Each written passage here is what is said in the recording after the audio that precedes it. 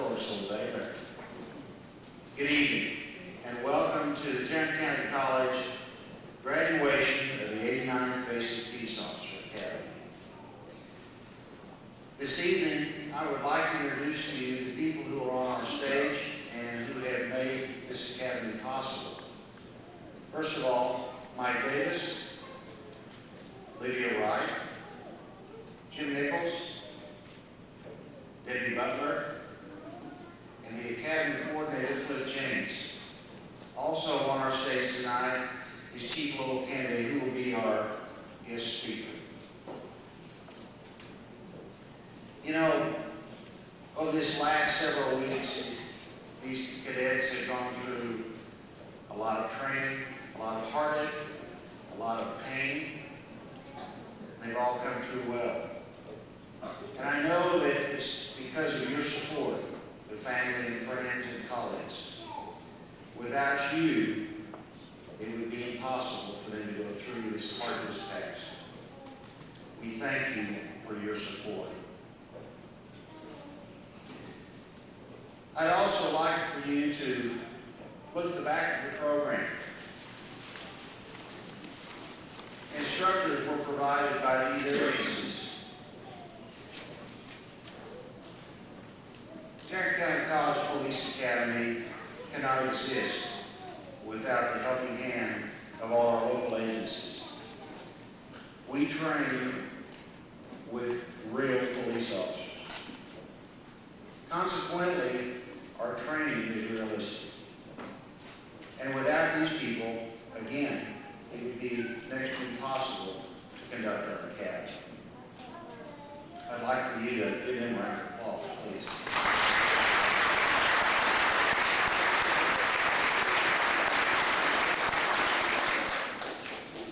Police Officer Academy.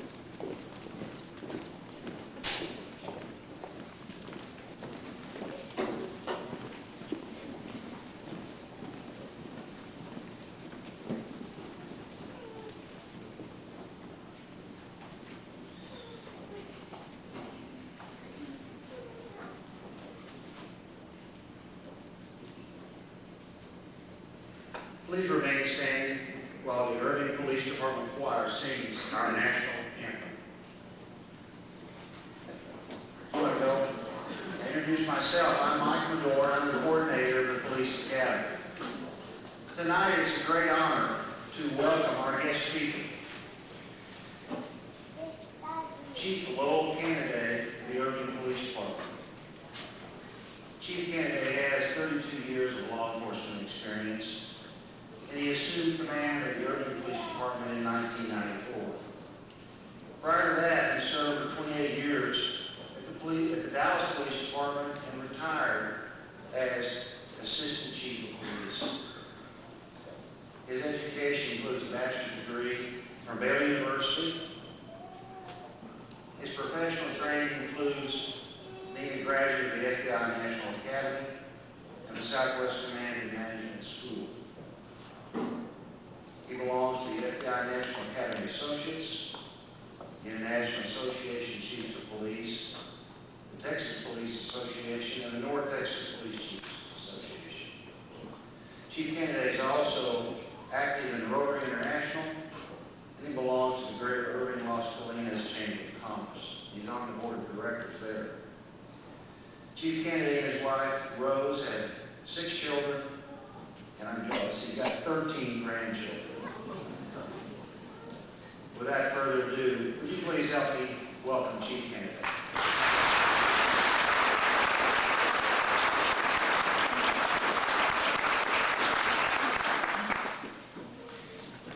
Thank you. Good evening, distinguished faculty. I appreciate the opportunity to be here today.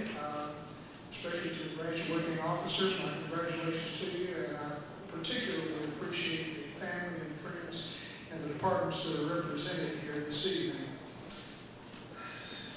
As you may have noticed, this is the Irving Choir, and there may be a question in your mind as why I didn't sing in the choir. They asked me not to, but they also asked if they could leave before my speech, and I told them no. They would have to sit here and listen to this. This truly is a time for celebration. It's, first of all, celebration, I'm sure, on the part of these graduates that they're just glad to be out of here. And quite frankly, I think it's a time for celebration for the faculty, too. They're glad to be getting you out of here. And for the families, so that their homes will become more than a study hall. And of course, to the chiefs and the sheriffs and the other representatives of departments that are here, because these people will come to fill some very vital holes that we have in the organization right now. To the graduates, I would like to say to you that you have tonight, you have reached a significant goal in your career. I don't believe that you'll ever forget these last 3 or 4 months that you've been here. You've made some new friends, plus you've gained some new skills and some new knowledge. And I feel relatively sure that you won't forget tonight either, because you will receive diplomas as evidence of your pain and suffering, as was mentioned earlier. And also, I know that it means a great deal to each of you to see the pride on the faces of your family and friends that are here to congratulate you on your success. I want you to be mindful, however, that you have met the challenge of this particular organization, but you have not won the game. You have won the opportunity to play. You've won the opportunity or the right to put on the uniform and to pin on the badge, and you have won the opportunity to participate in the most exciting profession in the world, that of policing. You come to us, to this adventure actually, with the best of skills. The quality and the complexity of your education far surpasses that of some 33 or 34 years ago. This institution has provided you with skills and knowledge that is second to none. One day in the very near future, after surviving a training officer, and after unending DORs and highly stressful interviews by your training sergeant, and you're probably believing that they're looking for some place to bury your body where nobody will ever find it, you'll find yourself sitting behind the wheel in a squad car. You'll be surrounded by switches, bells and whistles and sirens and radios and cell phones and computers. And you'll sit there with a lump in your throat and a smile on your face, muttering something like, "Come on, crime." This is a big, big time for you. Now I want you to get just a mental picture of that. You're sitting behind the wheel in your squad car, and look in the right-hand corner of that picture, and you'll see a small warning sign with small print underneath that. Think about that for a moment. In March of 1967, I had just graduated from the Freeman's Academy. I was newly assigned to my training officer. I had been a policeman all day, and I was loving it. I was riding around the squad car, not having any sense whatsoever of where I was and very little about what I was doing, when we received a call to a fight in a bar. We responded, and I jumped out of the car and went inside, and without giving enough thought to my training that I had received, I walked directly past the man that had caused the disturbance, who was the aggressor in the fight. As I walked past him, he broke a chair over my head and neck and sent me to the ground dazed. It was then that I realized that someone was trying to get my gun out of my holster, and I fought to retain it. And fortunately, my partner managed to get control of the situation, get the man handcuffed, called for cover to get somebody to take this man to jail, and my partner took me to the hospital. Now, fortunately, all that I had was a big knot on the back of my head and a sore neck. The ride from the hospital to the station was about 1,000 miles long. It was incredibly quiet.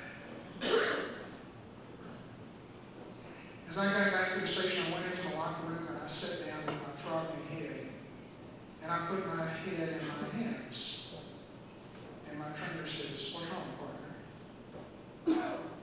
And I said, all of the studying that I had done, I molded my life for this career. And my first day on the job, I failed.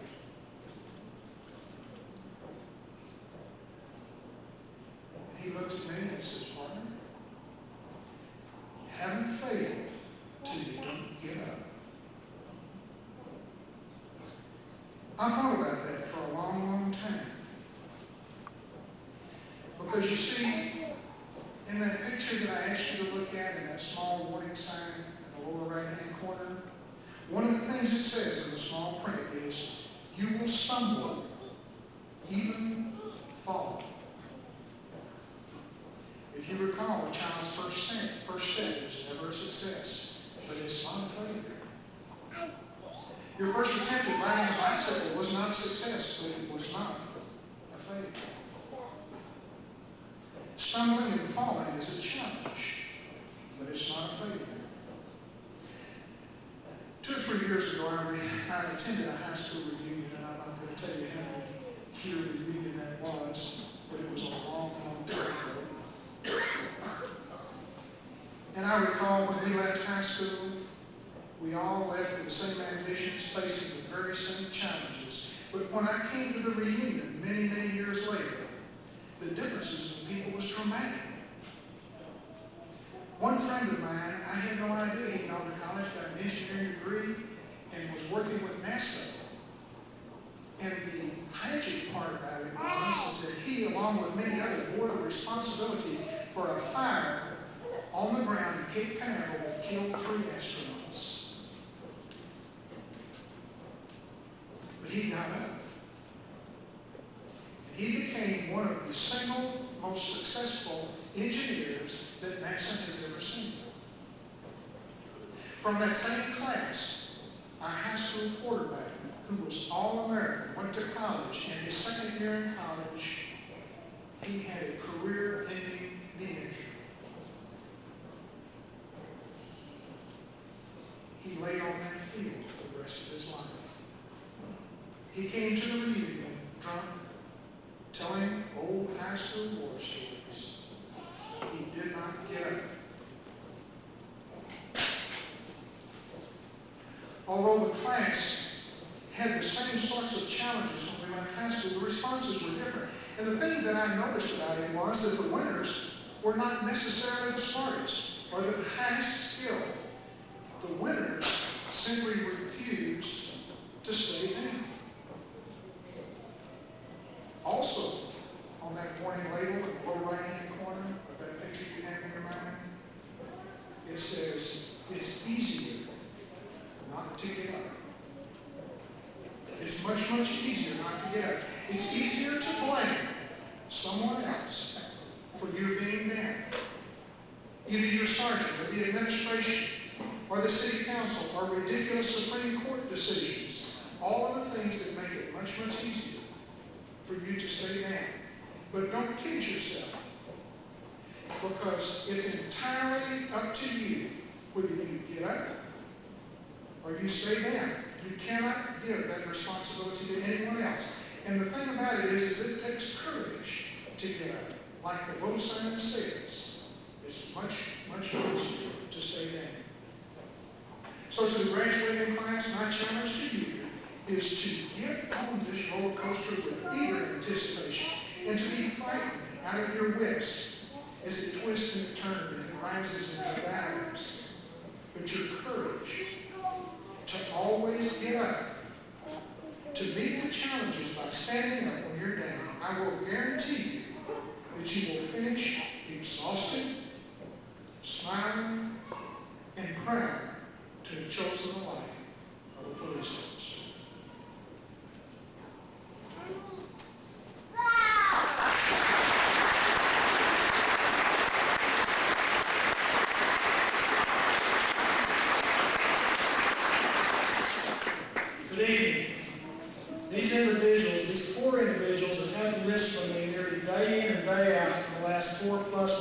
us. For that reason, I promise to be brief. As a matter of fact, I'm going to work off of the script. If I seem to deviate from the script, someone give me this sign. Otherwise, there'll be about 20 young individuals trying to make their first arrest tonight, and I'll be receiving it. Before I turn the microphone over to the class president, I would like to introduce the other officers. These individuals, elected by their classmates, made my job as coordinator much easier due to their willingness to fulfill the often thankless task required of the positions they held. Will each of you stand as I call your name? Vice President Joe Watts. Secretary Treasurer Marcia Sumner. And Sergeant at Arms John Hardy. I want to thank each of you for a job well done.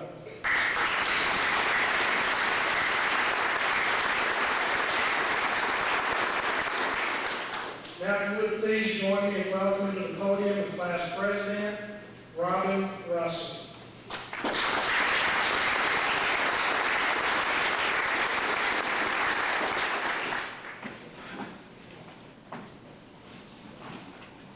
Thank you. On behalf of Class 89, first of all, I would like to thank the faculty, family, and friends. I would like to say thank you all for your support, understanding, and patience. Before I go any further, I have 2 awards that I would like to give out. The first one is the class plaque to Mr. James and staff. Thank you for your support, sir.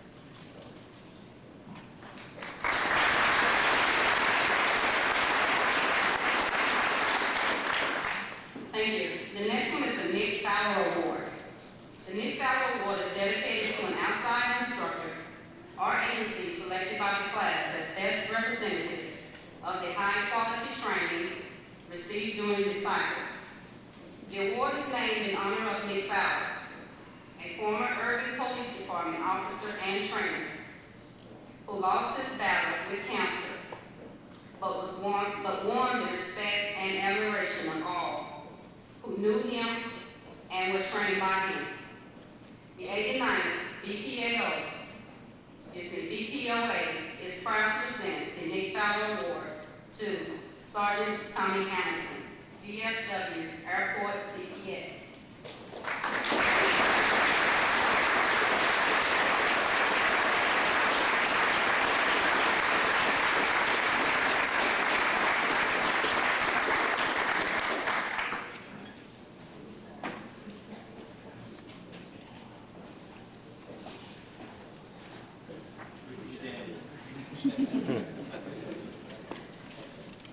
Through the good, bad, and not so pretty, we're here today.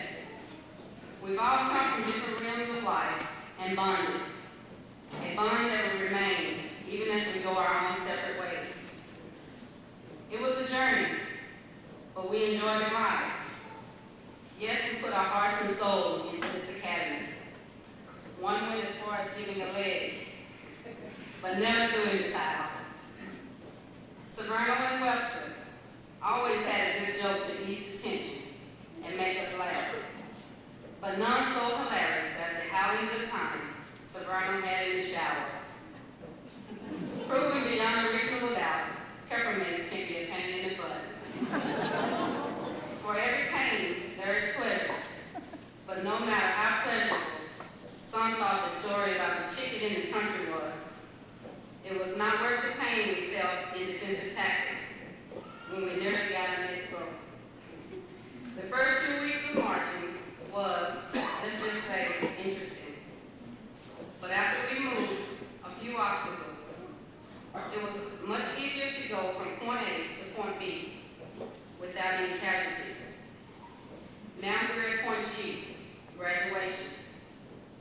Well, 89, if no one has any further questions, comments, bellyaches, or concerns, be safe, good luck. Thank you.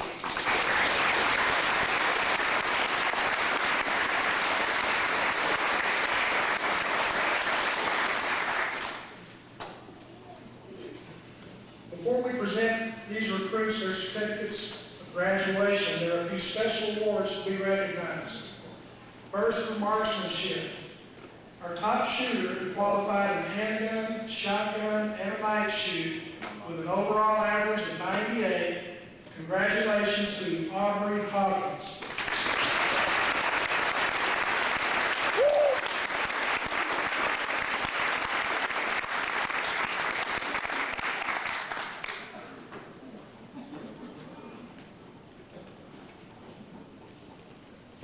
And now for academic achievement. You might be surprised to learn that the bulk of the academy experience is dedicated to academic pursuits, endless hours of lecture, note-taking, study, and exams. Taking honors with the second highest grade point average of 96.42, I am pleased to present the Salutatorian Award to Octavio Aguirre.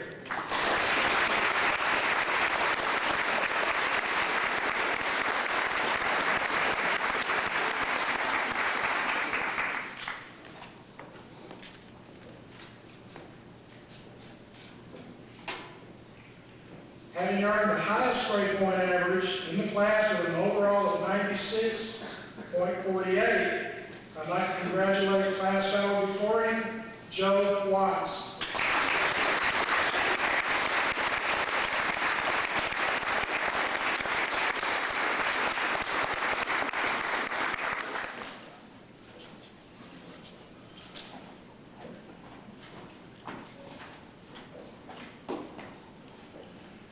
I think this is the moment that most of you are here for, to see these fine folks receive their certificates. So, Debbie, if you would assist in this.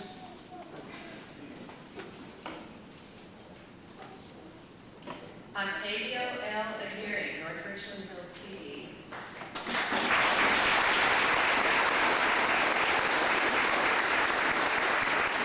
Franklin R. Haas.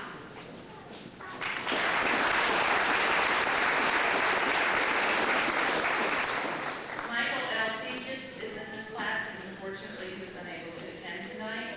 Stephen L. Blake, Tarrant County.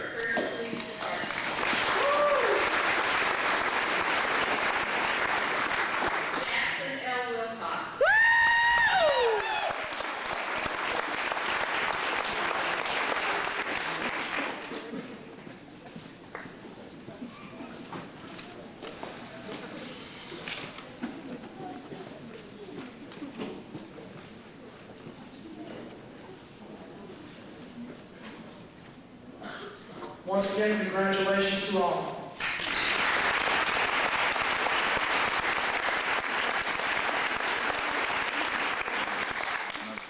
There is one more award that we need to consider. It's the Distinguished Recruit Award. The Distinguished Recruit Award is extra special because because this individual was chosen in secret ballot by his or her classmates as being the recruit who best exemplifies all that is good and honorable in law enforcement. For that reason, I'm very proud to present the Distinguished Recruit Award to John Hardy.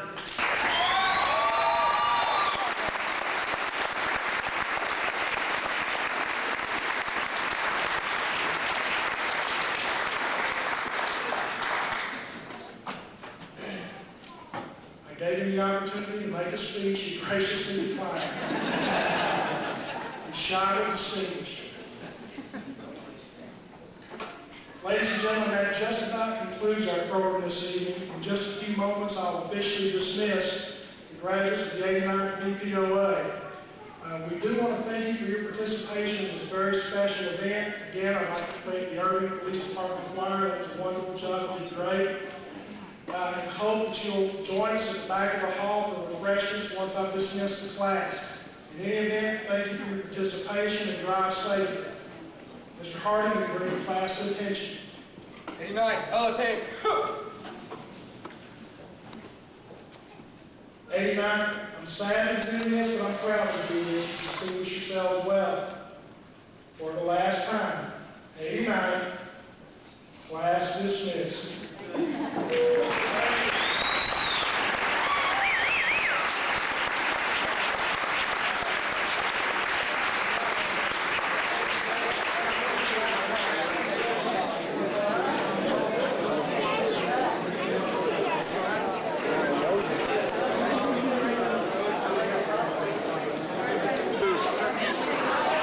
Stay where you are. Keep your hands up. I've got you covered. Aubrey, turn around slowly. Move those hands like molasses in the wintertime so I can count the hairs on the hands. Let's see the inscription on it. This is the Marksmanship Award, the 89th Basic Police Academy. They used Aubrey as a model on the front of it. And in the classic police crouching position. Ow.